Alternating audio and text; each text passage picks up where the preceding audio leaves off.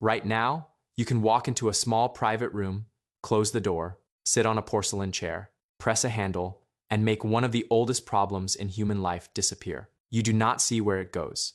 You barely smell it. You do not worry that it will return through your drinking water, your food, or your child's hands. Modern life has made human waste almost invisible. But for most of human history, there were no toilets, no bathrooms, no plumbing, no toilet paper, no locked door, no tiny room where your body could be disgusting in peace. So here's the question that sounds childish until you really think about it. How did ancient humans go to the bathroom? Not Romans with public latrines, not medieval people with chamber pots, not farmers with pits behind a house. We are going much further back than that. Back before villages, before walls, before pipes, before anyone knew what bacteria were. Back to a world where going to the bathroom was not just embarrassing. It was a survival problem. The simple answer is this. Ancient humans went outside, but outside was not empty. Outside was where the group slept, cooked, ate, gathered water, dried animal hides, butchered meat, raised children, and tried not to attract predators. If everyone simply went wherever they wanted, camp would become dangerous very quickly. Human waste is not just gross. It carries parasites, bacteria, viruses, and smells that travel farther than people imagine. Today, you think of poop as something disgusting. Ancient humans had to think of it as information. A fresh smell near camp could tell animals humans were nearby. A pile too close to water could make people sick. A dirty patch where children played could become an invisible trap. They did not know the word pathogen, but they absolutely knew the pattern. If people got stomach sickness after staying in one camp, they remembered. If children got worms after playing in one dirty area, they noticed. If flies landed on waste and then landed on food, someone eventually understood that this was a bad combination. Ancient knowledge did not need microscopes. It needed memory. So imagine a small band of hunter-gatherers 40,000 years ago.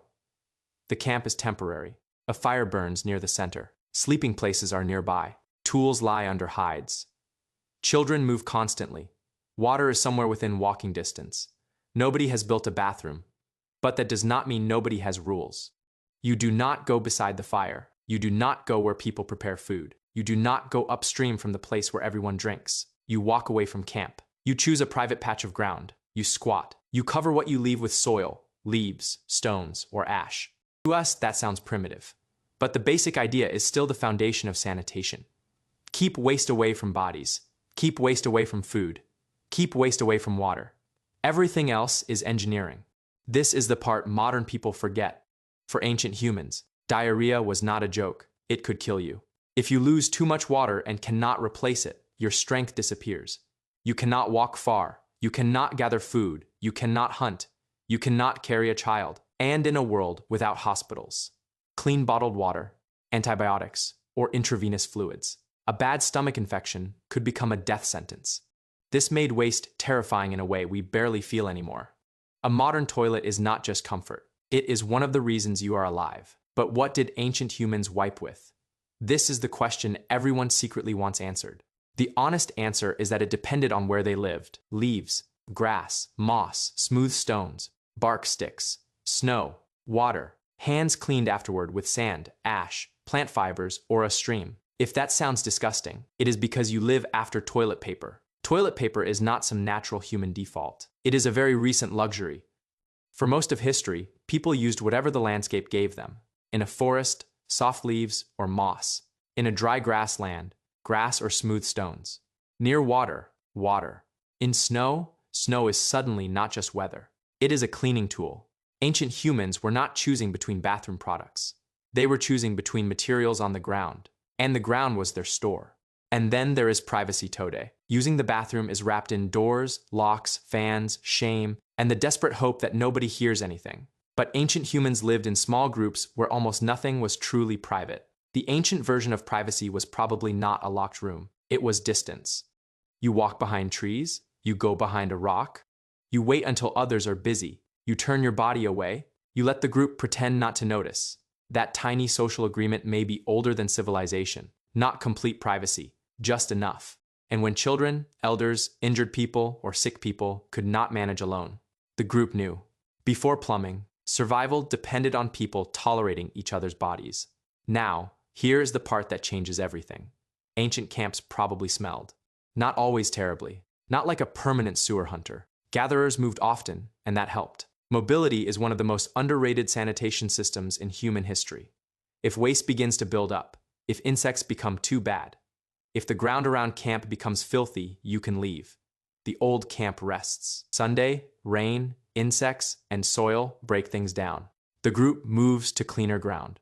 For mobile humans, the landscape could absorb mistakes. For settled humans, mistakes accumulated. And that is where the toilet story becomes much darker. Around 10,000 years ago, agriculture changed everything. People began staying in one place. More people lived closer together. They stored food. They kept animals nearby. They dug wells. They built houses. They made villages. And suddenly, human waste was not scattered across a moving landscape. It collected. The same patch of ground was used again and again. The same water source served the same people every day. The same paths, yards, pits, and drainage areas were shared by humans, children, dogs, pigs, goats, insects, and rats. Civilization did not solve the poop problem. It made the poop problem enormous. A small moving camp might be messy. A crowded settlement can become a machine for spreading disease. This is one of the great ironies of human history. The more civilized we became, the more urgently we needed sanitation. But for a long time, we did not have it. People did not understand germs, but they understood smell, filth, purity, and sickness. So cultures built rules. Do not foul shared water. Put waste outside the living area. Cover it. Bury it. Carry it away. Avoid it. Some rules were practical. Some became ritual. Some were both. Because when people cannot see microbes, they often turn danger into taboo. And taboo, strangely enough, can save lives. The archaeological record gives us glimpses of how old this problem is. Researchers have found parasite eggs in ancient waste, soil latrine deposits, and coprolites, which is the polite scientific word for fossilized poop. Those tiny eggs tell a brutal story. Worms lived inside people. Parasites moved through food, water, soil, and hands. Human waste was not just something left behind. It was a biological bridge from one body to another. Imagine the cycle. A person defecates near camp. Flies land on it. Flies land on food. A child touches the ground. The child touches their mouth. Rain washes waste toward water. Someone drinks. The thing that left one body enters another. That is the ancient horror, not the smell, the return. Your own waste can come back for you.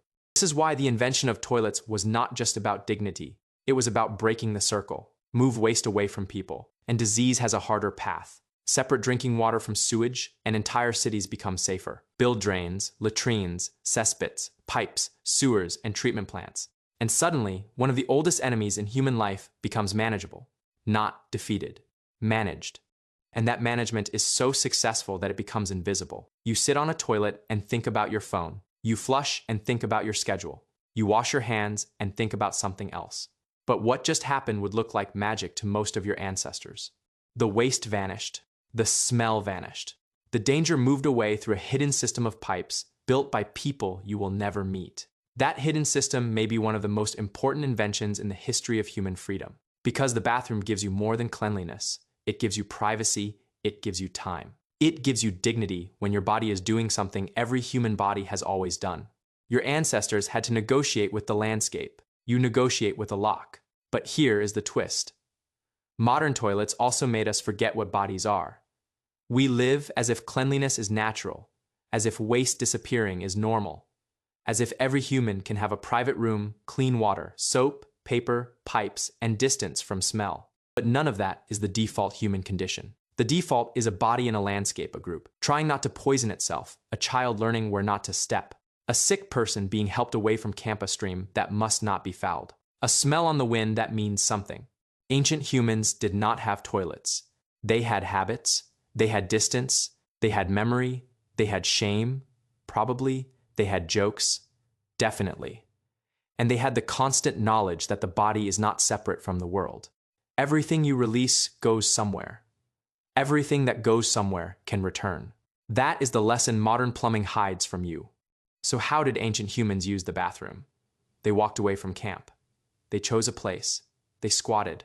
They used leaves, stones, moss, water, snow, bark, grass, or whatever the world offered. They covered, avoided, remembered, and moved.